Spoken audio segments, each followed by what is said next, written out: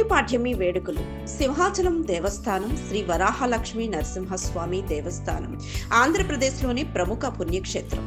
సింహాచలంలో శ్రీ వరాహలక్ష్మి నరసింహస్వామి దేవస్థానం ఆధ్వర్యంలో పోలిపాడ్యమి వేడుకలను ఘనంగా నిర్వహించారు.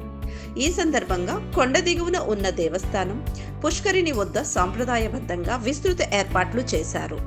పోలిపాడ్యమి విశిష్టత. పోలిపాడ్యమి అనేది దీపావళి పండుగ ముగింపును సూచించే ముఖ్యమైన వేడుక.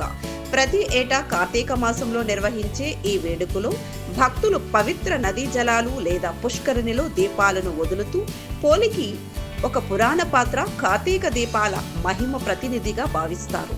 వీడ్కోలు పలుకుతారు. ఈ దీపోత్సవం ద్వారా తమ కోరికలు నెరవేరాలని, కుటుంబంలో సుఖ సంతోషాలు వెల్లవిరియాలని మహిళా భక్తులు ప్రత్యేక పూజలు నిర్వహిస్తారు.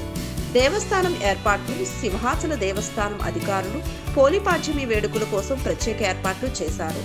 పుష్కరిణి వద్ద వేలాదిగా తరలివచ్చే మహిళా భక్తుల కోసం తెల్లవారుజాము నుంచే పుష్కరిణి ప్రాంతంలో పారిశుధ్య భద్రతా ఏర్పాట్లు పటిష్టం చేశారు. దీపోత్సవం తెల్లవారుజాము నుంచే మహిళా భక్తులు పుష్కరిణి వద్దకు చేరుకొని సంప్రదాయబద్ధంగా దీపాలను వెలిగించి వాటిని పుష్కరిణి నీటిలో విడిచిపెట్టారు. ఈ దీపోత్సవం చూడముచ్చటగా జరిగింది. భక్తులు రద్దీ పోలికి వీడ్కోలు పలికేందుకు, దీపాలు వదిలేందుకు భక్తులు, ముఖ్యంగా మహిళలు అధిక సంఖ్యలో హాజరయ్యారు. ఈ సందర్భంగా పుష్కరిణి చుట్టూ భక్తుల సందడి నెలకొంది.